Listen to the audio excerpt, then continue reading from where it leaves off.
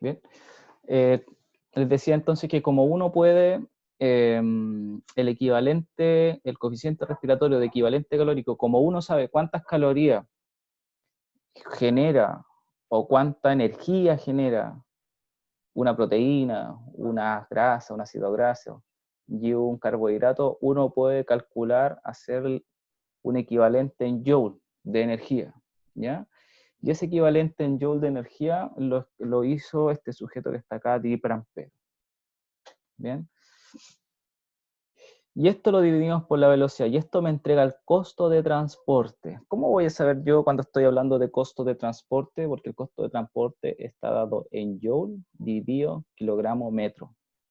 Y tiene la M de metros, quiere decir que cuánta energía está ocupando el sujeto por el peso de él y cuánta distancia, ¿ya? Entonces, cuando yo hable de costo de transporte o cuando esté asociado cuánta masa estoy desplazando y cuánta energía estoy ocupando en cierta velocidad, voy a ocupar esta medida, ¿ya? Porque dependiendo de la bibliografía, puedo ocupar costo de transporte, costo metabólico, pero a veces se puede confundir eso, ¿ya? Porque hay mucha bibliografía al respecto. Sigo entonces. Ahora, este costo de transporte se considera que en la marcha es cercano a los 2 watts, ¿ya? O sea, a los 2 joules kilogramo metro, ¿ya?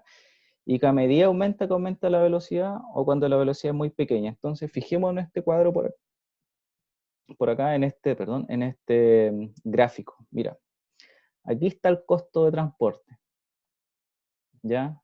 2, 4, 6, costo de transporte. Aquí está la velocidad a la que se hicieron las pruebas, ¿bien? Ahora, esta W es caminar, walking, ¿ya? Este SK es skipping. Y este R es running. Y estos que están acá no importa porque son de otro tipo de pruebas. Entonces, fijémonos. Cuando el sujeto camina, ahí está el mínimo costo, ahí está el mínimo costo de transporte. Se fijan que está cercano a los 2 joules kilogramo por metro. O sea, que cercano a esta velocidad ahí, a esa velocidad que está ahí, que debe ser el 1,2 metros por segundo aproximadamente, yo encuentro lo que se denomina mi velocidad óptima, donde hago mi mejor performance, donde gasto la menor cantidad de energía, donde soy capaz de transformar la energía potencial en energía cinética constantemente y perder la menor cantidad de energía. Ahora, cada persona tiene una velocidad autoseleccionada personal, ¿bien? Entonces, por ejemplo, ustedes caminan con su pololo o polole, ¿ya? Y uno de ustedes debe caminar más rápido, seguro, a menos que sea muy parecido y tengan una velocidad autoseleccionada muy similar. Pero seguro ustedes conocen a alguien, sus papás, quienes sean, que camina muy rápido y dice que si yo camino más lento me canso, ¿ya?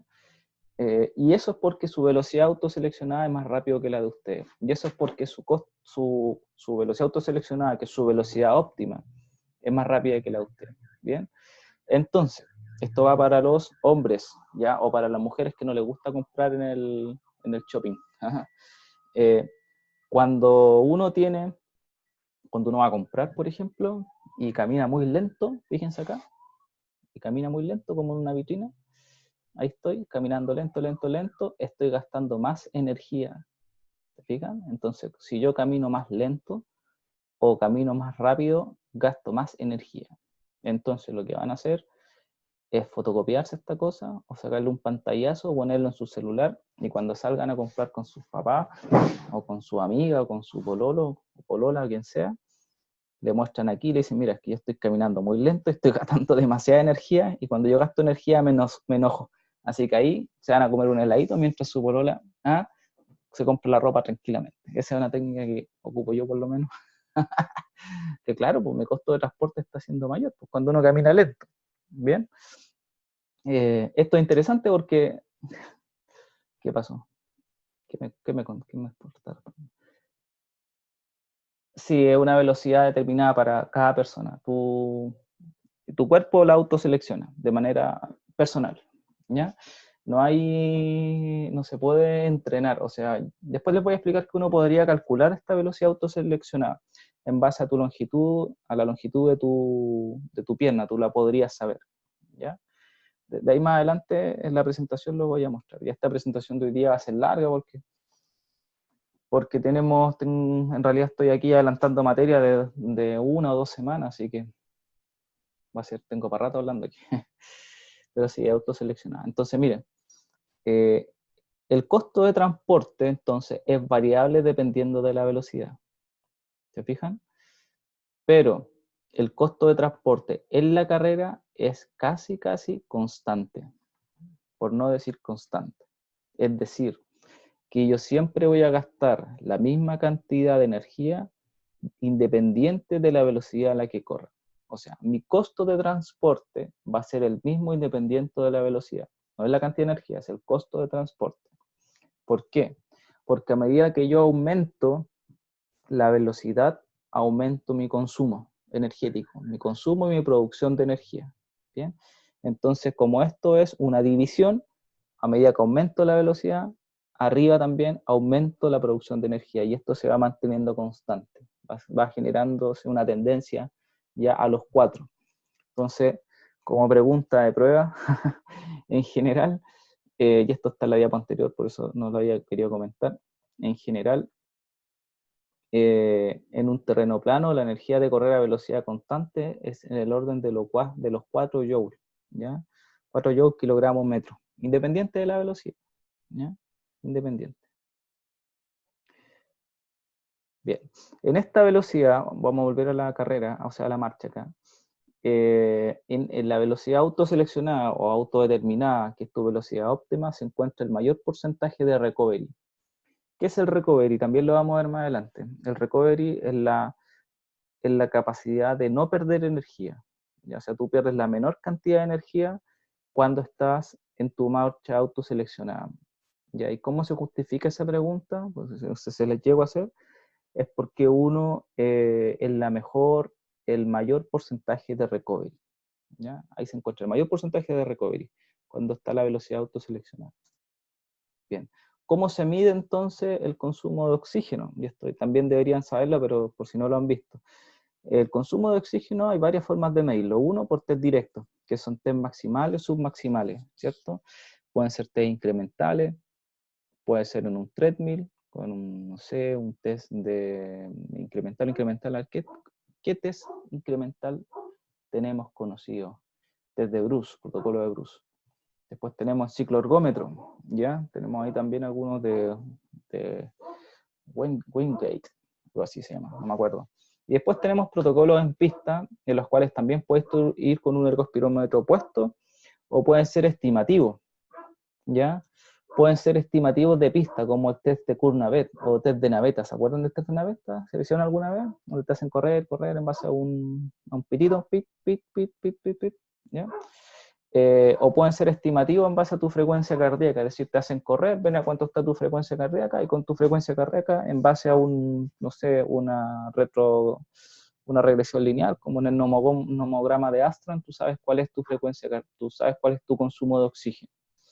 El único problema de estos test indirectos, que son en base a la frecuencia cardíaca, es que después de cierta frecuencia tú no vas a seguir subiendo, es decir, que aquellos consumos de oxígeno máximos no existe una linealidad entre la frecuencia cardíaca y el consumo de oxígeno. ¿Ya? Ahí se pierde un poco la linealidad, pero hasta BT2 más o menos, no sé si han visto eso, pero hasta BT2, hasta el umbral, cuando ya estás pasando a tu umbral anaeróbico máximo,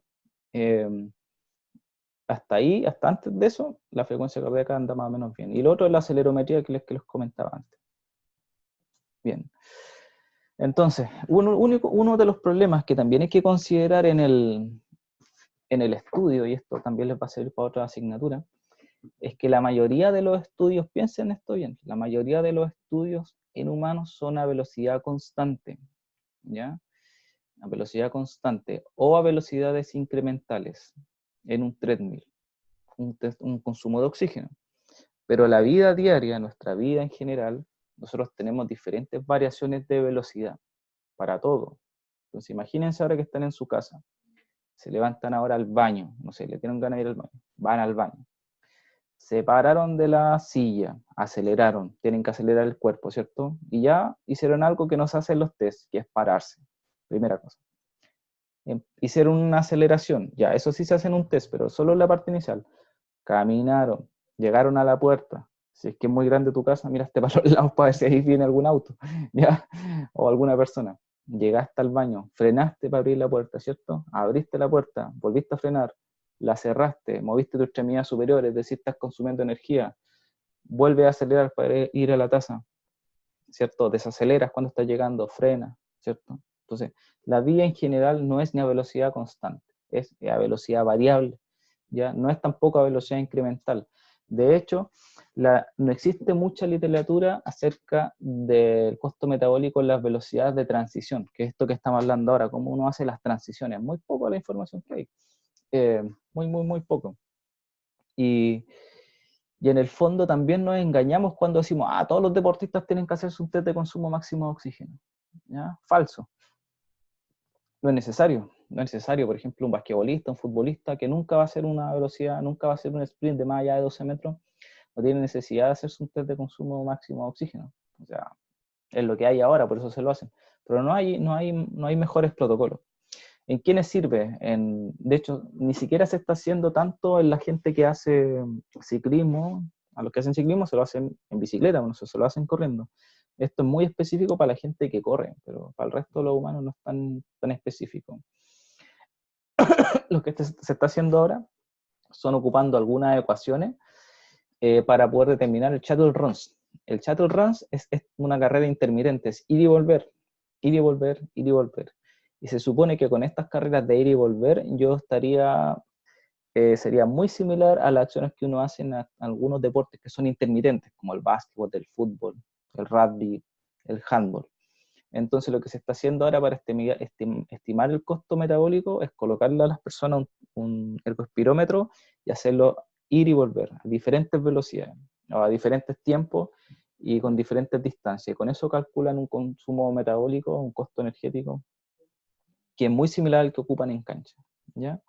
Entonces, se ha descubierto, ¿por qué se empezó a hacer así? Porque se descubrió que el costo de acelerar y desacelerar es mayor que la mecánica lineal, ¿ya? Esto es más o menos evidente, pero no se había estudiado, ¿ya?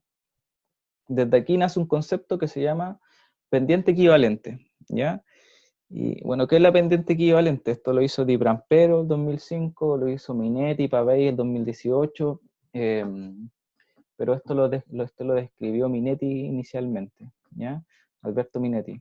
Entonces, ¿qué dice? Voy a explicarlo así rápidamente. Mira, si uno hace una carrera de shuttle runs, es decir, de ir y volver a diferentes velocidades, si yo tomo las diferencias de aceleración, ¿ya?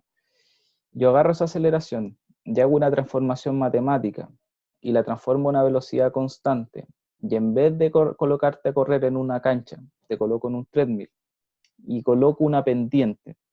Si te hago correr a esa pendiente, con esta velocidad que yo calculé, es similar que correr de ir y volver, ir y volver, ir y volver. Por lo tanto, esta sería una forma económica y también ingeniosa de poder estimar el costo energético en deportistas que hacen deporte intermitente. ¿Ya? Espero haberme explicado.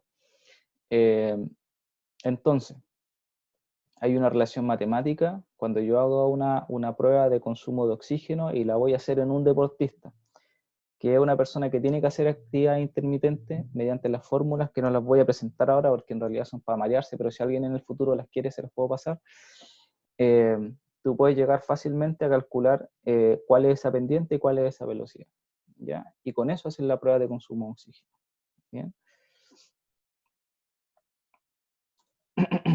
Bien, perfecto.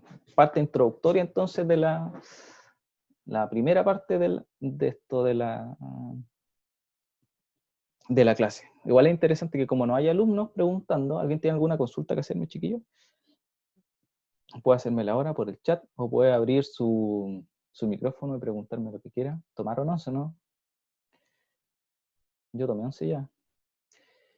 Eh, bien. Si alguien quiere preguntarme algo, ¿no? Parece que no. Bueno. Profe. Dime, dime, Yo con el tema de la pendiente equivalente dime, me queda una pequeña duda. dime. Entonces, se hace una estimación a través de los valores de las velocidades que uno Sí, va, sí, va viendo, los sí, intervalos que van dando en ese sistema. sí, claro, porque uno tiene, mira, esto se llama pendiente equivalente, ¿ya? Pero en realidad aquí le falta una traducción en inglés que es el gradiente de pendiente equivalente, ¿ya? Que es Ya. la diferencia de las velocidades, ¿bien? Entonces, mira, Ya. fijémonos en el monito acá. Fijémonos en el monito, mira. Mira, fíjate que ahí hay un ángulo, ¿cierto? Ese es el ángulo de la pierna que está despegando. ¿Te fijas? Sí. Ya, ahora, si yo tomo ese ángulo de ahí, yo sé cuál es la aceleración de mi centro de masa cuando una persona corre. ¿Ya? Por alguna razón yo la puedo saber, con un acelerómetro o la puedo estimar. Ahora, ese ángulo que está ahí, el que después yo le resto 90 grados y el que hago lo tomo como pendiente en el treadmill. ¿Me explico? Sí. ¿Sí? Perfecto. Entonces, ese ángulo que está ahí cuando una persona acelera y se acelera es muy importante porque define cómo está acelerando, cuánto le cuesta al cuerpo acelerar y desacelerar, ¿ya? Porque si uno va más agachado significa que va más rápido, ¿cierto? Sí. Sí. Ya, perfecto. Entonces, si tú vas más agachado, ese ángulo va a ser mayor. Si ese ángulo es mayor, esta pendiente también va a ser mayor, por lo tanto, cuando hagas la prueba, te va a costar más hacerla. Esa es como la explicación básica, ¿ya? Y Ah, mira, ya. ahí abajo está la explicación, se han hecho algunos estudios y esos puntitos que están ahí es el diseño experimental, es decir, esto se hizo con ecuaciones, ¿ya? Y las líneas que están acá están hechas con, un, con una persona real que se le midió el consumo de oxígeno. ¿Te fijas? Ya. Entonces, en el fondo, es es muy cercano al diseño experimental con ecuaciones a la realidad. Es muy, muy cercano. Ya. Ah, ¿Sí? ya. Esa era Muy, la duda. muy parecido, sí, sí. Bueno, voy a seguir. Bien, tenemos entonces, hablar de los patrones y los modelos mecánicos de la marcha, ¿ya? Entonces, la marcha, la carrera y el skipping, yo no me voy a detener mucho en el skipping, ¿ya? Porque en realidad es algo que se está estudiando recién, o sea, no tan recién, pero hay poca información y para ser sincero, nosotros casi no nos movemos en skipping. Pero aquellos alumnos, o sea, si ustedes alguna vez quieren estudiar un paciente neurológico, un ACV, por ejemplo, o un paciente con Parkinson en una etapa, en un freezing más o menos importante, que son estas etapas complicadas del Parkinson, cuando los pacientes con ACV o con Parkinson aceleran, después que salieron de su estadio agudo y empiezan a caminar, empiezan como a hacer un cojeo, así como un skipping, como un galope chiquitito. Por lo tanto, lo que se estima es que los protocolos de entrenamiento y de cálculo de energía de marcha estarían errados en este tipo de pacientes, ¿ya? Un tema biomecánico y ahí tenemos que conversar con la gente de neurología, conversar me refiero con la gente de la clínica, porque realmente los modelos mecánicos son diferentes, y si los modelos mecánicos son diferentes, a lo mejor los procesos de rehabilitación están siendo menos eficientes de los que deberían ser, ¿ya? Al final de la clase, o al final de esta diapo, por ahí les voy a mostrar una forma en cómo ocupar la biomecánica para poder rehabilitar marcha de manera sencilla. Bien, nosotros cuando caminamos tenemos un modelo, ¿ya? Que se llama el modelo de péndulo invertido. ¿Qué es un péndulo? Bueno, ahí tenemos un péndulo, ¿ya? Ingenierialmente eso se llama un movimiento armónico simple, ¿bien? Que tú puedes estar ahí hasta la eternidad, ¿cierto? Puede estar ahí hasta la eternidad porque la energía potencial que se gana, que se pierde, es igual a la energía cinética que se gana. Entonces estás constantemente ganando, perdiendo, perdiendo, perdiendo. Y eso de perder energía y después ganarla es lo que nosotros llamamos anteriormente el recovery, ¿ya? Entonces, en un modelo de movimiento armónico simple, el recovery es del 100%. En este péndulo, por ejemplo, es del 100%. Pero en el humano, el recovery no alcanza ni por si acaso el 100%. Pues vamos a ver cómo anda.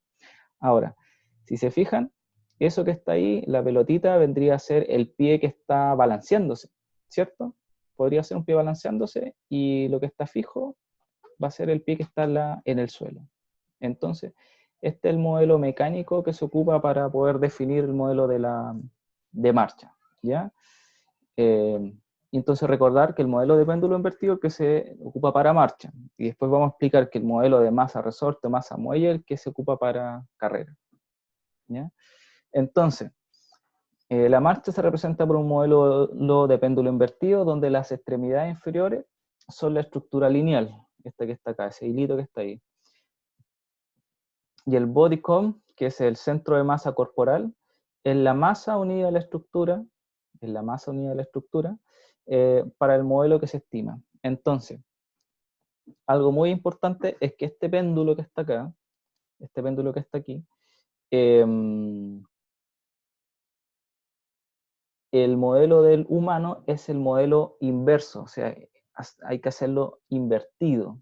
Mira, a ver, ¿cómo lo hago para que se entienda?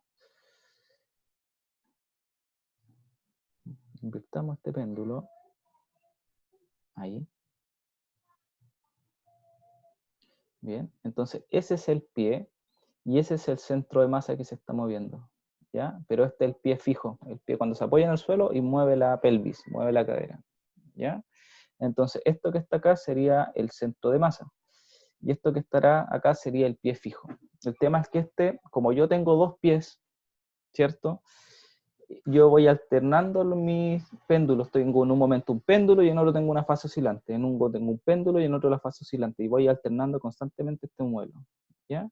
Entonces, durante la primera fase del paso aumenta la energía potencial, y después disminuye la energía cinética. Entonces, a ver, déjenme poner acá un monito. Miren, fijémonos en este monito que está aquí abajo.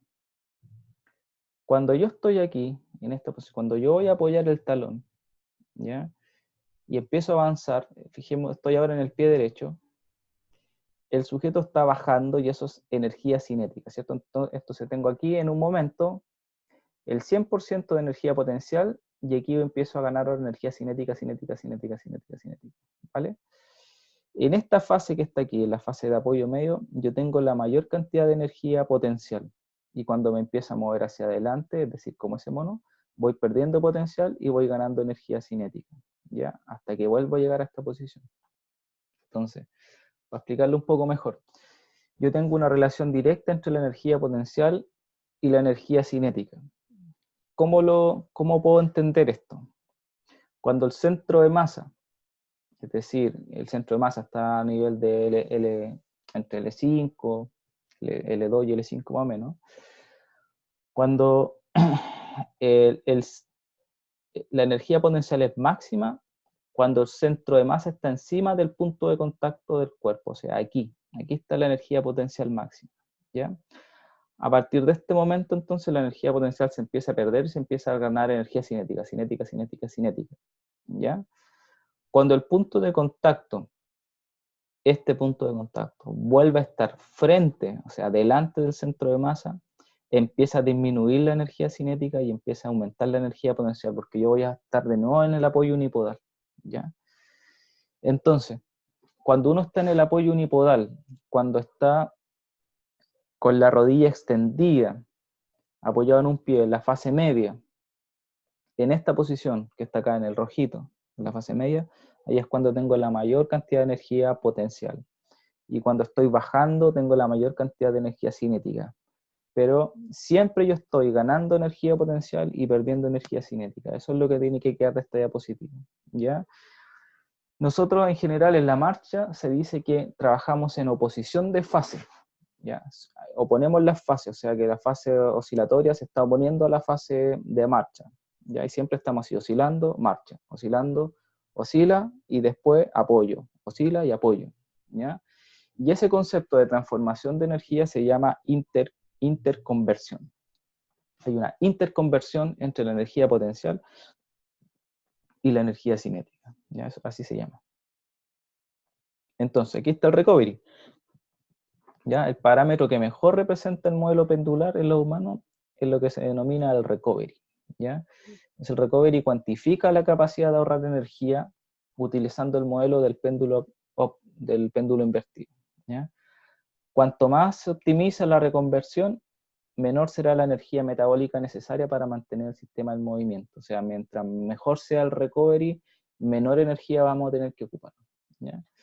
Esto es importante porque cuando yo rehabilito una persona, como este sujeto que está acá, y rehabilito la marcha, la primera pregunta que tengo que hacerme, porque ya ustedes pasaron por esta asignatura, así que están fregados. Los que no han pasado por esta asignatura o no tuvieron la opción de pasar, no se hacen estas preguntas, pero ustedes ya están fregados, van a tener que hacérselo. La primera pregunta que tienen que hacer es, bueno, ¿a qué velocidad debería caminar este sujeto que está empezando a rehabilitar para que tenga su mayor eficiencia energética? ¿Cierto? Para que tenga su menor recovery. Me explico, si tú estás rehabilitando un sujeto y lo haces caminar a 0,9 metros por segundo, pero en base a su antropometría, él debería estar caminando a 1,2 metros por segundo, la pega que estáis haciendo ahí está mal, ¿ya? Está mala, porque en el fondo lo estáis haciendo, le estáis colocando un techo que es mucho más bajo de lo que él debería tener. Y ese es un problema. Y bueno, es poco ético no hacerlo si es que uno ya lo sabe. Bien, entonces yo entiendo que mis colegas, muchos no manejan esta información, de hecho que es bastante nueva, así que, pero ustedes ya como lo saben, tienen que hacerlo. ¿Ya? Y bueno, ¿cómo se calcula esa velocidad? Lo voy a explicar más adelante. Bien, el recovery entonces se puede calcular, ¿ya? Como les decía hace poco, nosotros no tenemos un recovery estandarizado, no ganamos el 100% de nuestra velocidad, no ganamos el 100% del recovery, ya ganamos cercano a un 60%, ¿ya? O sea, perdemos un 40% de lo que nosotros, de la energía que nosotros ocupamos la perdemos, ya somos poco eficientes. ¿Quiénes son más eficientes? ¿Qué personas son más eficientes en el recovery? Las personas con las piernas largas, las personas flacas, ¿ya? En general son gente que tiene muy buen recovery, ¿ya? Pero no, me refiero a las personas con las piernas largas, porque hay una proporción, creo que te lo expliqué en la clase, hay una proporción entre la longitud de las piernas y el resto del cuerpo. Es decir, si yo me mido las piernas desde el maleolo hasta el trocánter mayor, y veo que esa proporción es mayor que la establecida, yo tengo genéticamente, más que genéticamente, estructuralmente, una mejor capacidad de tener recovery. Hay gente que se cansa mucho menos, ¿ya? Hay gente que naturalmente tiene buena capacidad cardiovascular, ¿cierto? Pero más que una capacidad cardiovascular, lo que tiene es una buena capacidad de recovery. ¿Bien? ¿Me explico? Bien. Entonces, ¿cómo se calcula el recovery? Estos son conceptos de trabajo que lo voy a explicar más adelante, pero aquí nosotros tenemos el trabajo. ¿Se acuerdan lo que es el trabajo? Trabajo fuerza por distancia. Bien. Ese concepto de trabajo que está dado en Joule, yo puedo calcular el trabajo en un centro de masa, puedo diferenciarlo en trabajo horizontal, trabajo vertical, ¿ya? Y trabajo X, trabajo Y, trabajo Z, ¿ya? Entonces acá yo tengo el trabajo horizontal, el trabajo vertical, el trabajo externo, ¿ya? Dividido por el trabajo horizontal por el vertical. Voy a explicar, no nos compliquemos por eso ahora, pero voy a explicar a qué se refiere con trabajo externo y trabajo interno en lo que viene más adelante. Bien, entonces, cuando uno marcha, cuando uno camina, ¿cierto? Tiene una velocidad, la mejor velocidad de reconversión, ya lo explicaba, se llama velocidad óptima, como haciendo un resumen de lo que hemos visto anteriormente. En individuos sin restricciones físicas, sin una amputación, sin diabetes, sin un problema cardiovascular, ¿ya? Coincide con su velocidad autoseleccionada, que coincide con el menor costo de transporte. O sea, ustedes, bueno, menos el Bastián, que está lesionado, ustedes deberían tener su mejor recovery, o sea, una velocidad óptima, cercano a la velocidad que ustedes autoseleccionan. ¿Ya? Eso es importante. Bien, ahora, habría que ver, por ejemplo, a qué velocidad caminan. O sea, cuál es su velocidad. Eso ustedes lo podrían hacer. Pues toman un reloj, calculan una cuadra, cuántos metros hay en la cuadra, caminan normalmente y ven cuál es su velocidad promedio. Y esa es su velocidad óptima. Bien, entonces ahí van a tener un dato fidedigno y cuando se lesionen, ustedes saben que tienen que volver a esa velocidad para volver a andar de manera normal. ¿Ya? Bien, dicho eso, nosotros tenemos otro modelo que es el modelo de masa-resorte. ¿Ya? Ese modelo masa-resorte es el modelo que se da en la carrera. Es decir, nosotros tenemos un modelo de péndulo invertido, modelo mecánico que se da en la marcha, y tenemos un modelo que se da en la carrera que se llama masa-resorte o masa-muelle. ¿Ya? Veamos este dibujito entonces. Básicamente es una... Esta es la pelvis, ¿ya? Lo dibujé yo, así me quedo mejor que dibujos que hago a mano en todo caso. Esta es la pelvis, este es el fémur, esta es la rodilla, y esta es la tibia y este es el pie. Entonces, ¿qué se imaginaron? ¿Qué se imaginó la gente que describió este modelo por ahí el 89, el 90? Que la rodilla funciona como un resorte, ¿ya? Que la rodilla, tobillo y cadera funcionan como un resorte. Por eso le pusieron modelo masa-resorte, ¿ya? Entonces, esta teoría que ha mutado harto y ha evolucionado harto, se aplica al concepto de la ley de Hooke. No sé si se acuerdan de la ley de Hooke. La ley de Hooke era lo vimos en biofísica, que tiene que ver con los resortes, que dice que cuando yo aplico una fuerza, un resorte se va a estirar o se va a comprimir, dependiendo de la fuerza que aplique y dependiendo de la constante de elasticidad del resorte. Entonces veamos esta fórmula que está acá. ¿Qué dice la ley de Hooke? Que dependiendo de la fuerza que yo aplique, hay una constante, ¿cierto? Y hay una distancia. Entonces, dependiendo de la fuerza, ¿cuánto se va a comprimir esto? ¿Ya? Y va a depender de la constante de elasticidad. El problema aquí es que nosotros estimamos las constantes de elasticidad de las articulaciones, de los tendones, de los músculos, de los ligamentos, pero no podemos saber exactamente cuál es la constante de elasticidad, por ejemplo, de todos nosotros. Pues. Si nosotros pudiéramos en vivo medirnos nuestra constante de elasticidad, no habría problema. Pero resulta que esto se ha hecho en gente muerta. Se muere la gente, agarran su tendón, lo colocan, lo estiran y ven cuándo se rompe. Bien. Entonces esto sigue siendo estimativo. En la carrera, bueno, la marcha y la carrera se sigue estimando el valor de las constantes de elasticidad. Y ahí ese es el principal problema que tenemos, que no lo podemos medir. ¿Ya? Entonces, ¿por qué el recovery es bajo, digamos, en la carrera? ¿Por qué es muy bajo? Porque nosotros cuando corremos estiramos el tendón y lo soltamos y en ese estiramiento hace que se pierda energía elástica almacenada que se transforma en calor. ¿Ya? Y ahí es cuando perdimos nosotros energía. ¿Ya? Entonces, esto se imaginaron, esto que se llama un bouncing o no me acuerdo el nombre que le dan en español, algo de polo loco, no me acuerdo. Si alguien tiene el nombre, ¿cómo se llama eso? Pero en inglés es bouncing.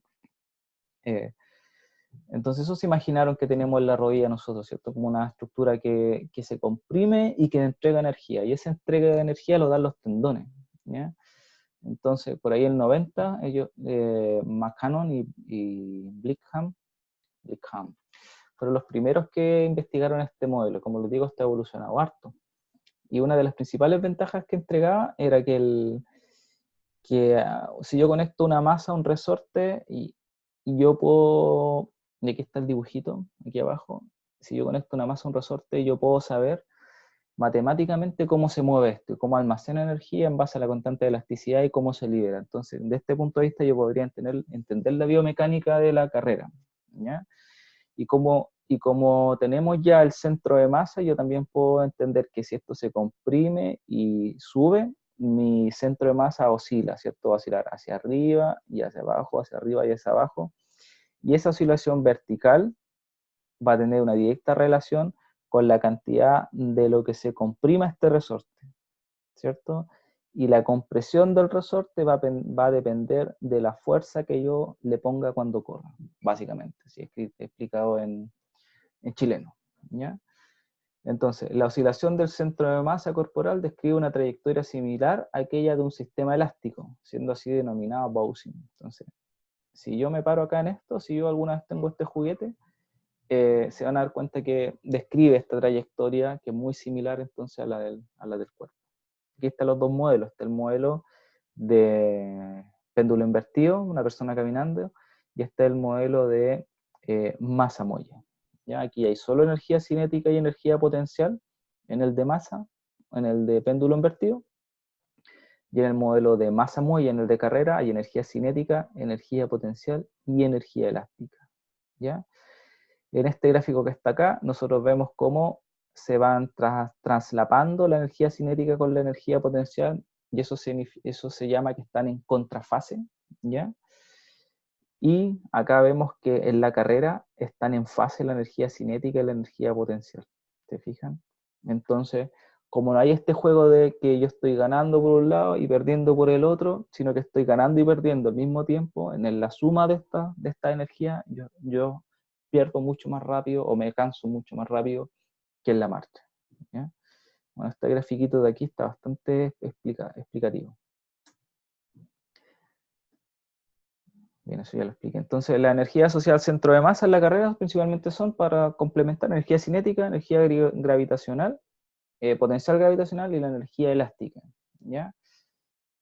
Principalmente. Con el otro ya lo acabo de decir. Bien. Entonces, ¿cómo transformo la energía? ¿Cómo hago la transformación de energía en la carrera? Y aquí tenemos la técnica de carrera. Estas son las fases de la carrera.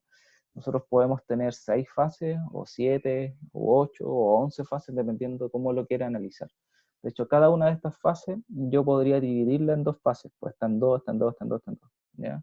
Como nosotros no vemos carrera en esta unidad, en esta asignatura, no nos vamos a desgastar mucho en eso. Yo antes explicaba, digamos, porque encontraba interesante que aprendieran biomecánica en la carrera, pero dadas las circunstancias del acontecer nacional, no se va a poder. Oye, quemaron la intendencia. O sea, ¿quién andaba metido ahí? Ninguno de los que están aquí, pues andaba metido ahí, supongo. ¿Ya? Sí, una volada.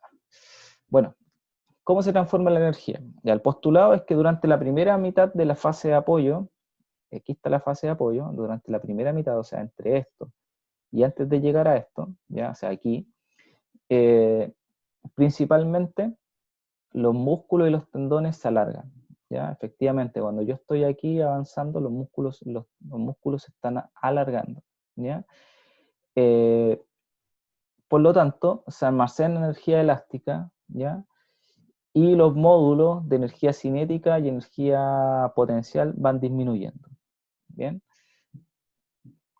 Cuando ya pasó esta parte, la energía elástica que está almacenada, ¿ya?